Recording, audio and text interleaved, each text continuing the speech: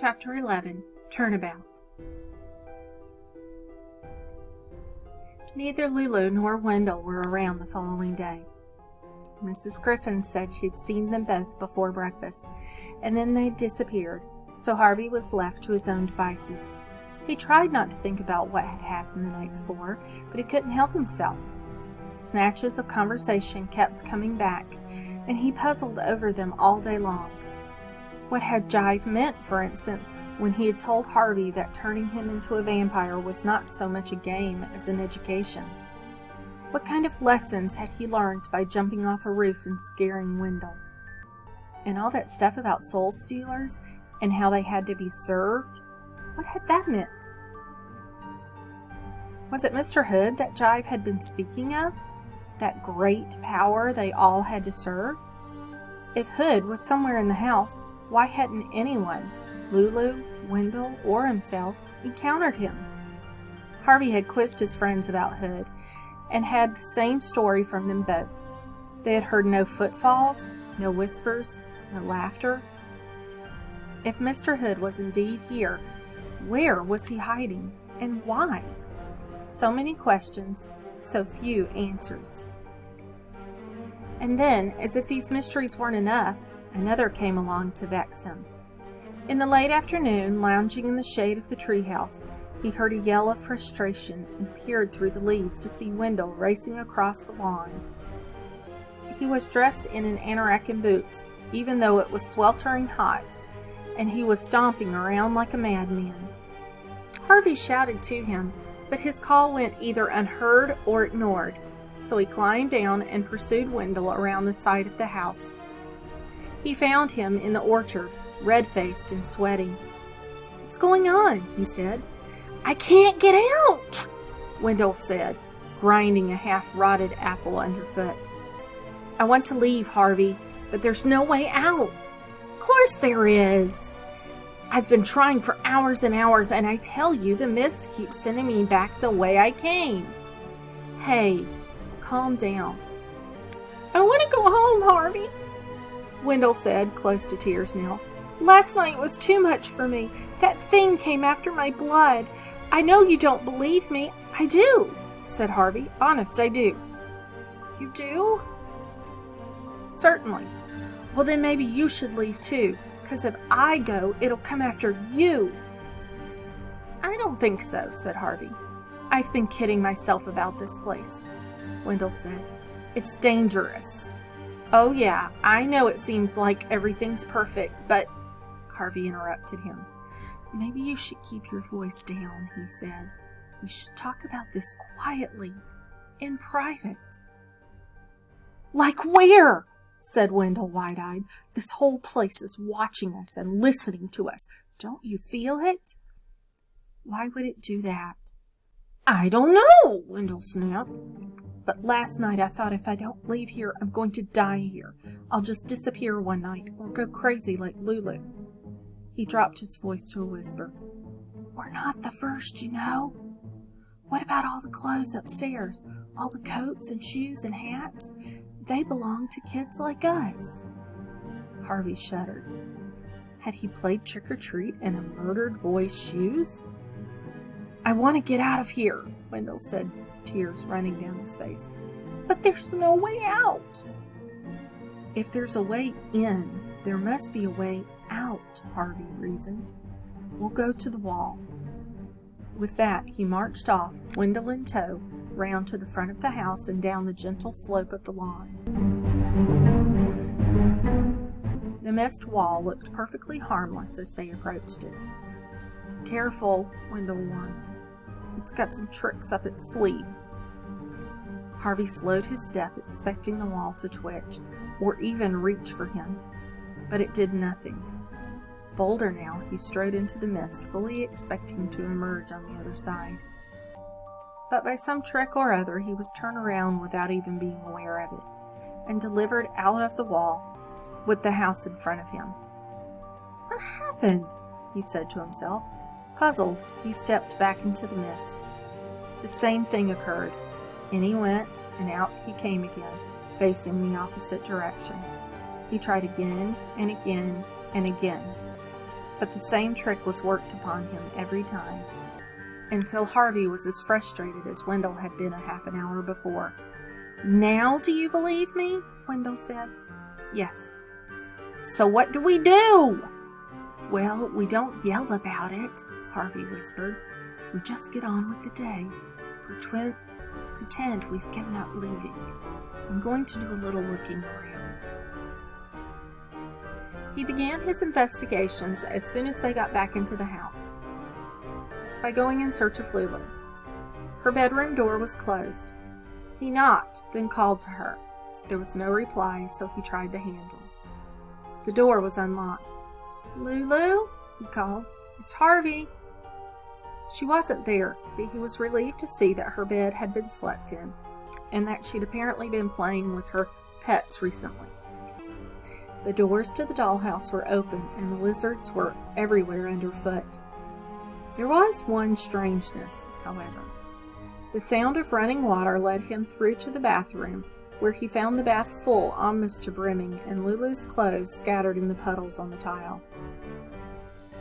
"Have you seen Lulu?" he asked Mrs. Griffin when he got downstairs.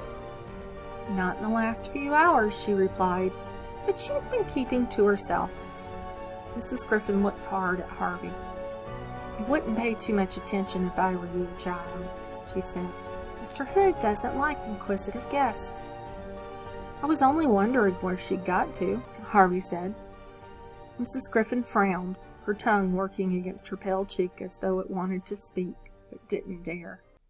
"Anyway," Harvey went on, deliberately goading Mrs. Griffin, "I don't believe Mr. Hood exists." "Now you be careful," she said, her voice and frown deepening. "You don't want to talk about Mr. Hood that way." "I've been here days and days," Harvey said, realizing as he spoke that he had lost count of his time in the house.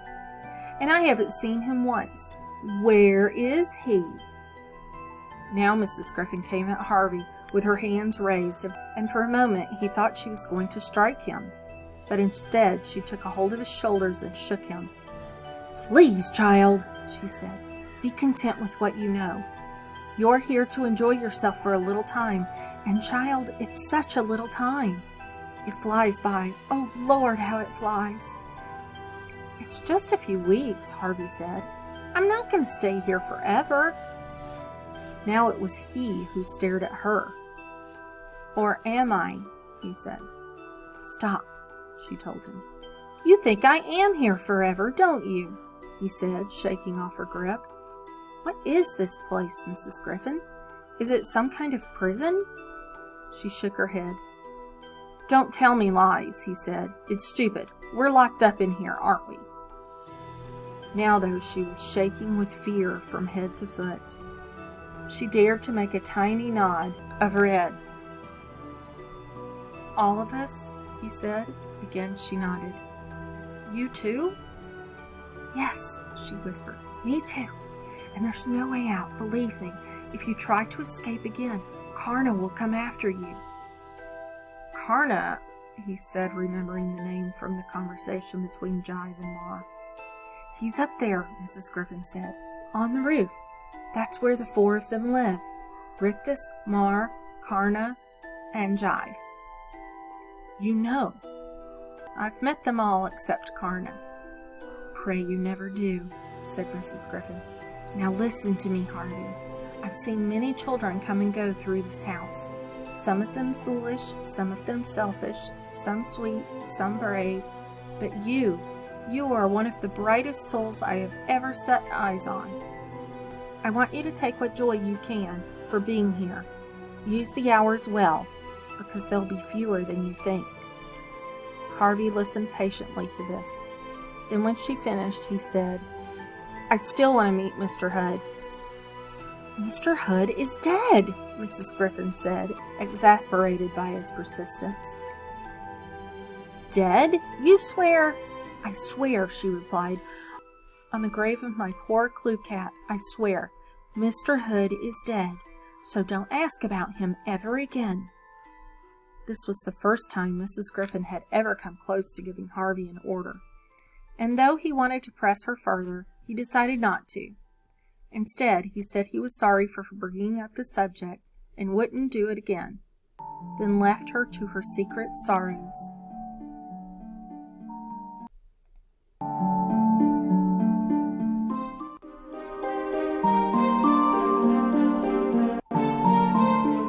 Chapter 12. What the flood gave up and what it took. "Well," said Wendell, when Harvey came to his room, "what's the story?" Harvey shrugged. "Everything's fine," he said. "Why don't we just enjoy ourselves while we can?" "Enjoy ourselves?" Wendell said. "How can we enjoy ourselves when we're locked in?" "It's better in here than it is out in the world," Harvey said. Wendell looked at him in astonishment. "That's true, isn't it?" As he spoke, he grabbed hold of Wendell's hand, and Wendell realized there was a ball of paper in Harvey's palm, which he was trying to pass between the two of them. "Maybe you should just find a quiet little corner and do some reading," he said, glancing down at their hands as he spoke. Wendell got the idea. He claimed the balled-up note from Harvey's hand and said, "Maybe I'll do that." "Good," said Harvey. "I'm going to go out and enjoy the sun while I can." That was exactly what he did. He had a lot of planning to do before midnight, which was when the note told Wendell they should meet to make their escape. Surely, even the forces that guarded the house had to sleep sometimes. The business of keeping the ceilings rolling around couldn't be easy, and of all the hours to slip away, midnight seemed to be the most promising. But he didn't suppose it would be easy. The house had been a trap for decades, perhaps centuries. Who knew how old its evil really was? And even at midnight, it would not be so foolish as to leave the exit wide open. They would have to be quick and clever, and not panic or lose their tempers once they were in the mist. The real world was out there somewhere. All they had to do was find it. He knew when he saw Wendell for Halloween that the note had been read and understood. There was a look in Wendell's eyes that said, "I'm ready. I'm nervous, but I'm ready." The rest of the evening passed for the two of them like the performance of a strange play in which they were the actors, and the house, or whoever haunted it, was the audience. They went about enjoying themselves as this was a night like any other, heading out to play trick-or-treat with a show of loud laughter, even though they were both shuddering in their borrowed shoes. Then coming in to eat their supper and spend what they hoped would be their last Christmas in the house. They opened their presents, a mechanical dog for Wendell, a magician's kit for Harvey, said their goodnights to Mrs. Griffin, goodbye, of course, not goodnight, but Harvey didn't dare let her know, and then went to bed. The house grew quiet and quieter still. The snow no longer sighed at the sill, nor the wind in the chimney. It was, Harvey thought, the deepest silence he had ever heard, so deep that he could hear his heartbeat in his ears, and every rustle of his body against the sheets sounded like a roll of drums. A little before midnight he got up and dressed, moving slowly and carefully, so as to make as little noise as possible. Then he headed out into the passageway and, slipping like a thief from shadow to shadow, hurried down the stairs and out into the night. He left not by the front door, it was heavy and creaked loudly, but by the kitchen door, which brought him out at the side of the house. Though the wind had dropped, the air was still bitter, and the surface of the snow had frozen. It crackled when he walked, however lightly he trod. But he was beginning to hope that the eyes and ears of the house were indeed closed at this hour. If not, why hadn't he been challenged? And he might make it to the perimeter without attracting attention. Just as he was about to turn the corner, however, that sweet hope was soured, as somebody in the murk behind him called his name. He froze in his tracks, hoping the darkness would conceal him, but the voice came again and again called his name. It was not a voice he recognized. Not Wendell, certainly not Mrs. Griffin. Not Jive, not Rictus, not Mar. This was a frail voice, the voice of somebody who barely knew how to shape the syllables of his name. Harvey. Then all of a sudden he knew the voice, and his heart, which had been working overtime since he had slipped out of bed, grew so loud in his ears it almost drowned out the summons when it came again. Lulu? He murmured. Yes, said the voice. Where are you? Near, she said. He stared at the thicket, hoping for some glimpse of her, but all he could see was the starlight glittering on the frosted leaves. You're leaving, she said, her words slurred. Yes, he whispered, and you have to come with us. He took a step towards her, and as he did so, some of the glitter he thought was frost retreated from him. What was she wearing that shimmered this way? Don't be afraid, he said. I don't want you to look at me, she said. What's wrong? Please, she said. Just keep your distance. She retreated even further from him and seemed to lose her balance as she did so. She dropped to the ground, the thicket around her shaking. Harvey stepped forward to help her up, but she let out such a sob that he stopped in his tracks. I only want to help, he said. You can't help me, she replied, every word pained. It's too late.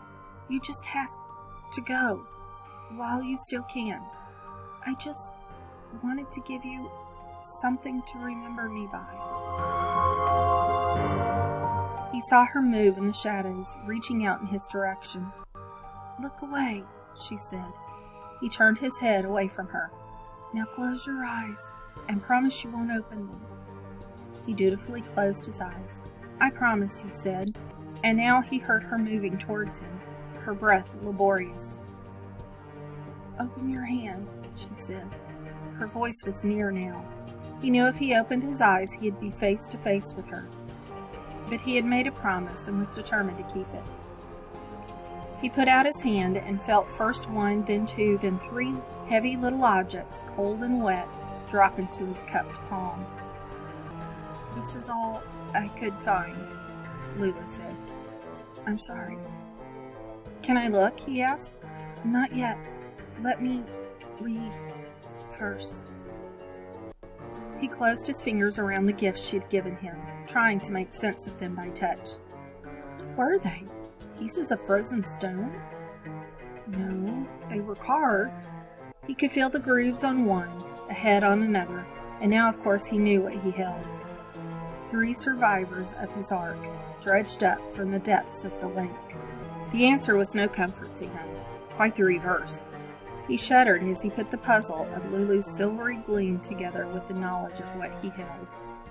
She had swum down to the bottom of the lake to recover these figures, a descent that was beyond the capacity of any land dweller. No wonder she had retreated into the shadows, ordering him not to look at her. She wasn't human any longer. She was becoming, or had already become, a sister to the strange fish that circled in these dark waters, cold-blooded and silver-skinned. Oh, Lulu, he said, how did this happen? Don't waste your time with me, she murmured. Just go while you have a chance. I want to help, he said. You can't, came the reply. Can't help me. I've been here too long. My life is over. That's not true, Harvey said. We're the same age. But I've been here so long I don't even remember. Her voice trailed away. Don't remember what? Maybe I just don't want to remember, she said. It'll hurt too much. She made a long, choked sigh. You have to go, she said in a whisper. Go while you still can. I'm not afraid. Then you're stupid, she said, because you should be. He heard the thicket shake as she started to retreat from him. Wait, he said. She made no reply. Lulu! The din of her departure grew louder. By the sound of it, she was almost throwing herself out of his range. The din of her departure grew louder. By the sound of it, she was almost throwing herself out of his range. Breaking his promise, he opened his eyes and caught a glimpse of her as she fled. A shadow in the shadows, no more. He started after her, not knowing what he would say or do when he caught up with her, but knowing he'd never forgive himself if he didn't somehow help. Maybe if he persuaded her to go with him, out of the shadow of the house, its vicious magic would be undone. Or maybe he could find some doctor for her in the outside world that could cure her of this malformation. Anything rather than leaving her to return to the lake. Its waters were in view now, gleaming darkly between the branches of the thicket. Lulu had reached the bank, and for a moment the meagre starlet found her. All that Harvey had feared was true and more. A fin grew from her bent and scaly back, and her legs had almost fused together. Her arms had become short and stubby, her fingers webbed. But it was her face, glimpsed as she turned back to look at him, that was the greatest shock. Her hair had fallen out, and her nose disappeared. Her mouth had lost its lips, her blue eyes turned to swiveling silver balls, lidless and lashless. And yet, despite their freakishness, there was human feeling in those eyes and on that mouth. A terrible sadness that he knew would never leave his heart if he lived to be 1,000. "You are my friend," she said, as she teetered on the bank. "Thank you for that." Then she tumbled into the water. He went to the edge of the lake at a dash, but by the time he reached the place from which she had dived, the ripples were disappearing and the bubbles breaking. He watched the icy waters for a minute or more, hoping she would see him at surface. But she had gone where he couldn't follow, and that, it seemed, was the end of it. Clutching her gifts to him like talismans, he trudged away from the lake and down the lawn to keep his rendezvous with women.